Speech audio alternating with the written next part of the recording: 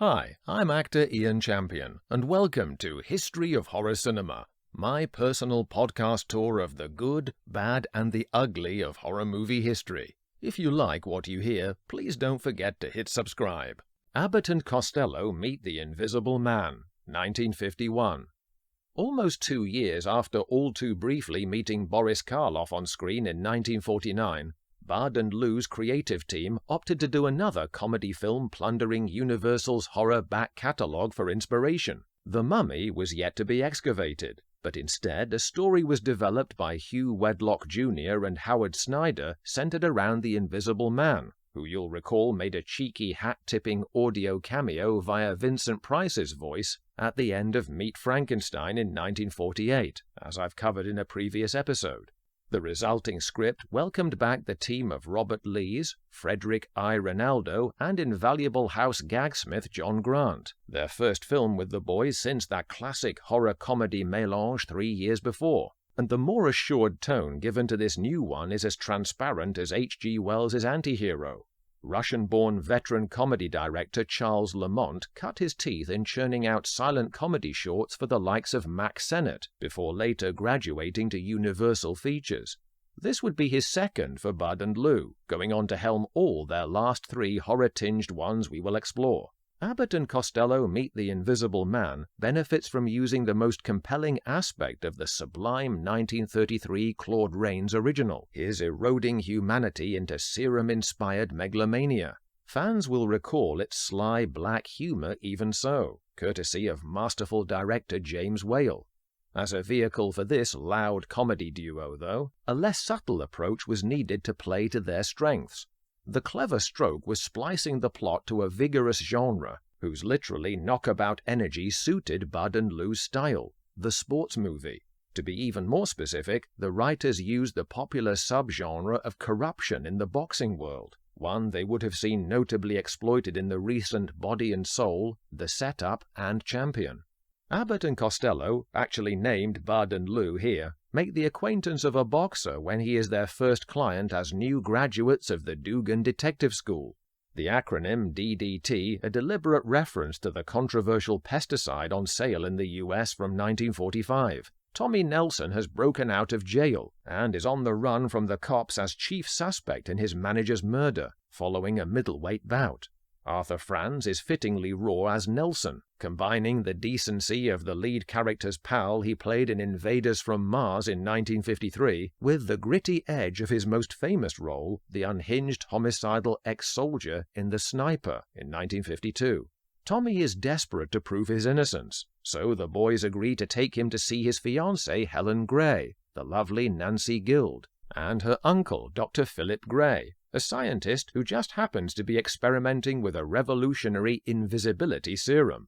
Though American-born, Gavin Muir's English education equipped him with a handy British accent for a career of upmarket Hollywood villains. He supplies a nice name check and a wall photo harking back to Claude Rains' John Griffin from The Invisible Man, rather than the gradually weaker sequels, to warn Tommy of the mental instability the serum still causes until a reagent can be created. The frantic Nelson cannot wait that long, and as the police arrive, he sends the Greys out to run interference while he self-injects the drug.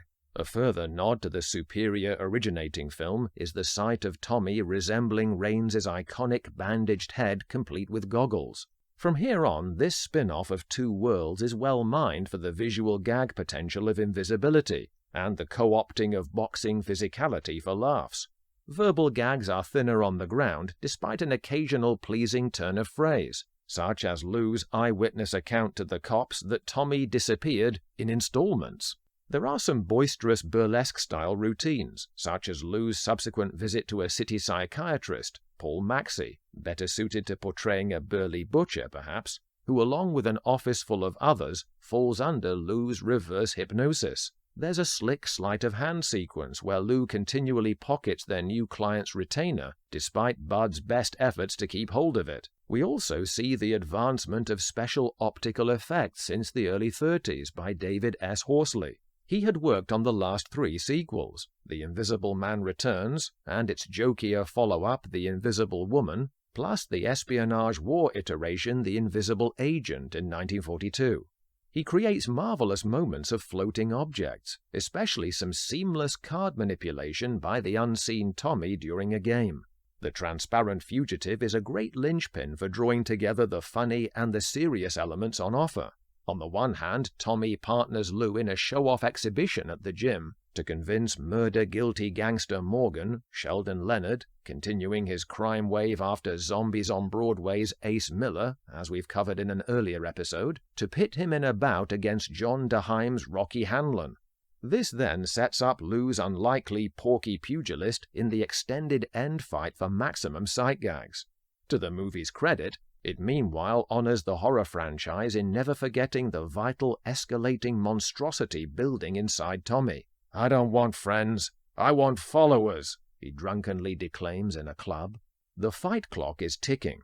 Can Bud and Lou expose Morgan as the one who framed Tommy before their client is KO'd by his inner megalomania? It's hard to believe that Morgan as written is trusted with anything more demanding than the mob's laundry, such is his stupidity.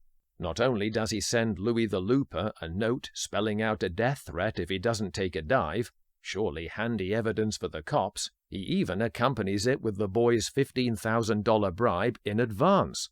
What kind of fight fixer does that? His moll, Boots Marsden, Adele Jurgens, unable to win Lou over either with her siren seductiveness, is understandably deadpan when he tells her he has the syndicate's entire holdings riding on the match. We are then given a ringside seat for an extended climactic bout between the two totally mismatched opponents. Sight gags are plenty, capitalizing on a comedy scenario dating as far back as silent maestros Charlie Chaplin and Harold Lloyd.